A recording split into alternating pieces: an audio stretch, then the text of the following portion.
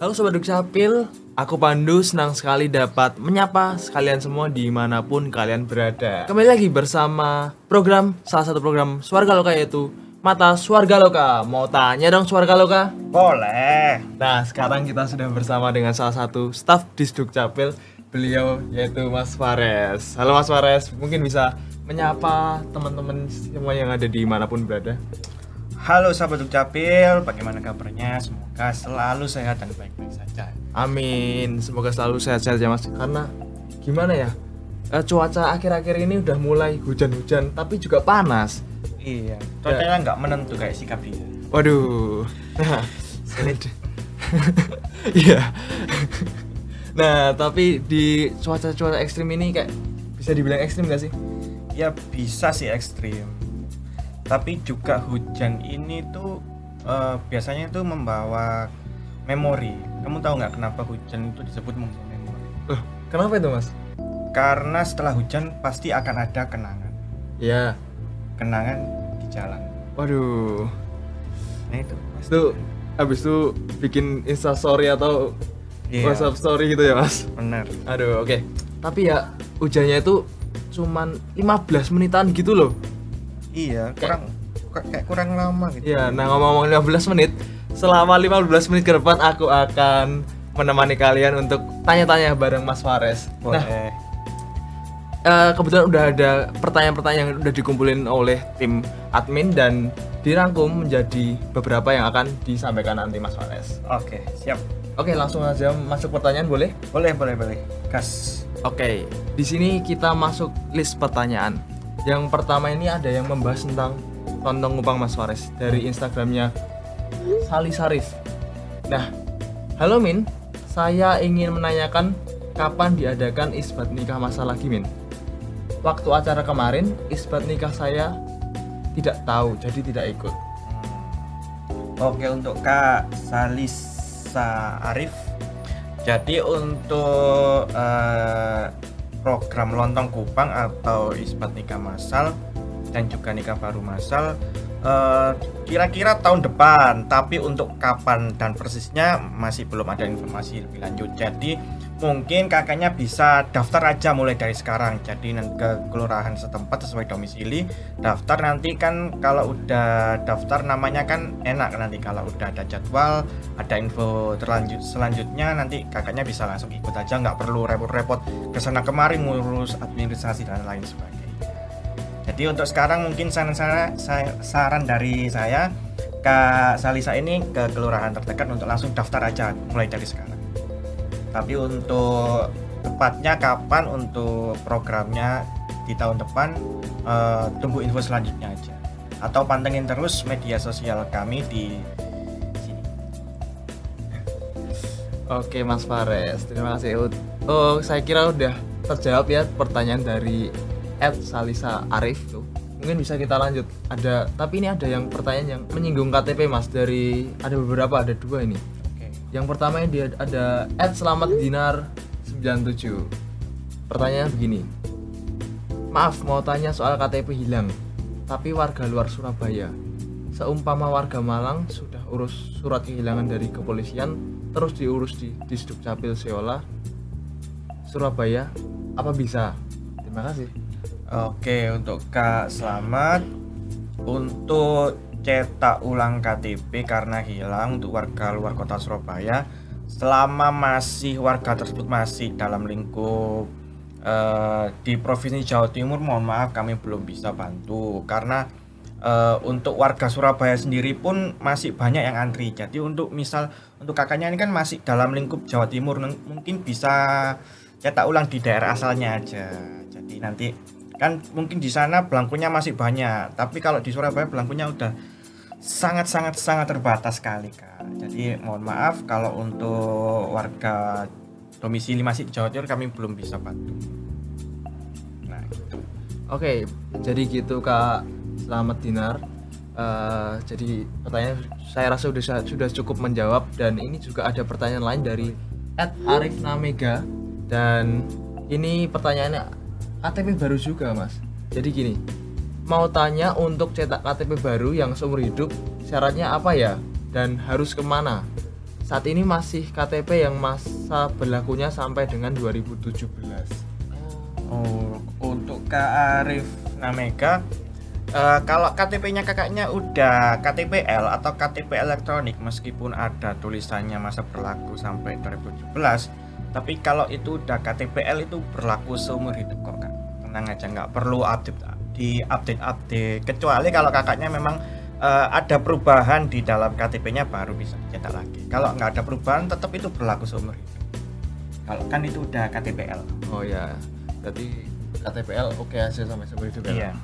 Oke, mungkin sudah cukup terjawab. Kita lanjut pertanyaan berikutnya Mas. Ini ada surat pindah dan kakak. Ini dari Instagram @ambar_leminus. Oke, maaf Kak, saya mau tanya, kalau ngurus surat pindah dari Surabaya ke Bandung secara online apakah bisa?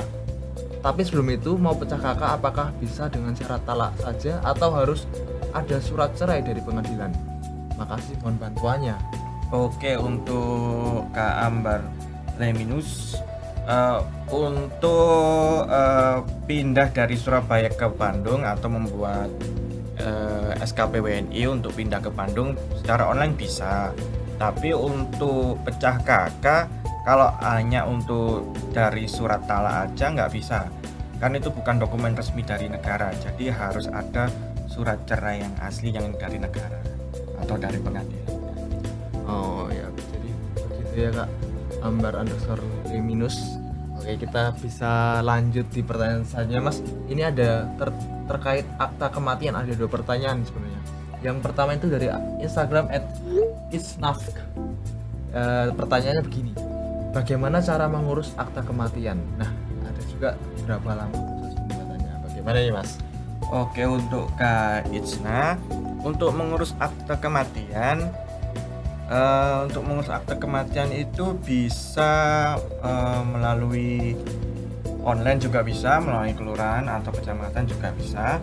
Syarat-syaratnya itu yang pertama surat kematian tentunya, surat kematian, terus KTP 2 orang saksi sama KTP atau kartu keluarga si almarhum.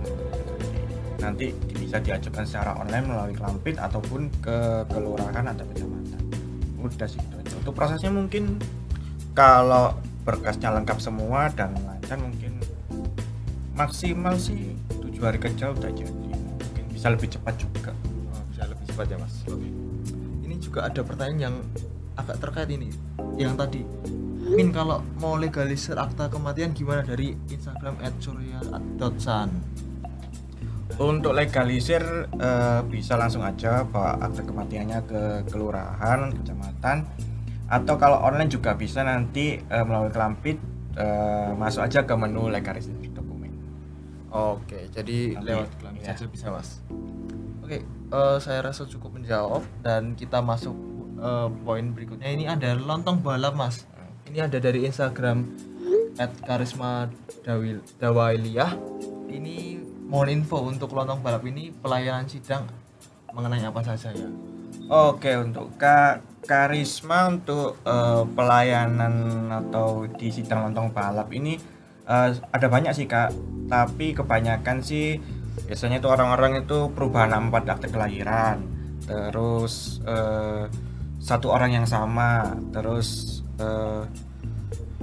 biasanya paling banyak sih itu. Cuma untuk beragam bagaimana apa aja yang disidangkan di lontong balap, nanti bisa cek aja di Instagram @wargalokal.sub. Di highlight itu ada namanya highlight lontong balap, nanti dicek aja di situ, banyak itu menu-menunya untuk yang disidangkan di lontong balap itu apa aja. Nah, nanti bisa cek di situ ya Kak.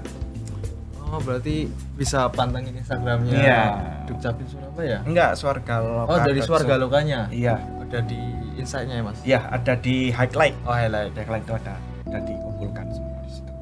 Oke, kita lanjut ke pertanyaan selanjutnya. Ini ada tentang pindah alamat Mas. Nah, ini dari Instagram, ini @reza_ndy. Beliau bertanya, selamat siang Min, saya mau tanya, kalau mengurus pindah alamat tapi cuma beda RW saja, bagaimana ya? apa bisa tanpa surat pengantar dari RT dan RW?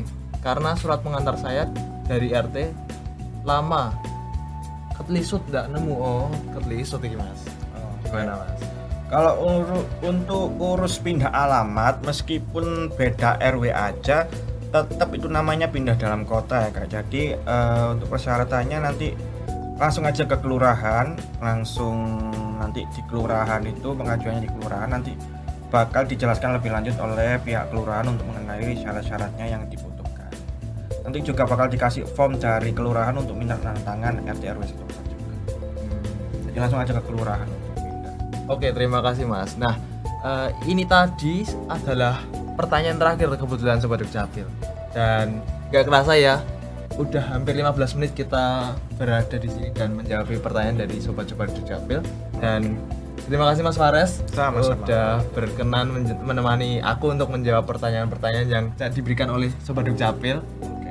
Dan terima kasih juga atas pertanyaan-pertanyaan yang sudah diajukan ya Sobat Dukcapil, dan semoga penjelasan kali ini dapat menjawab semua pertanyaan dari Sobat Dukcapil. Jika Sobat Dukcapil masih punya pertanyaan terkait Adminduk, bisa langsung ditanyakan melalui DM Instagram @dispendukcapil.sby atau @takondukcapil_sub, dan juga dapat menghubungi call center di 031 9925 4200. Dan jangan lupa follow juga akun media sosial kami yang ada di deskripsi, dan agar Sobat Dukcapil tidak ketinggalan info lebih lanjut mengenai info kependudukan. Nah, sekian dari aku dan Mas Fares. Sampai jumpa di episode selanjutnya. Dadah.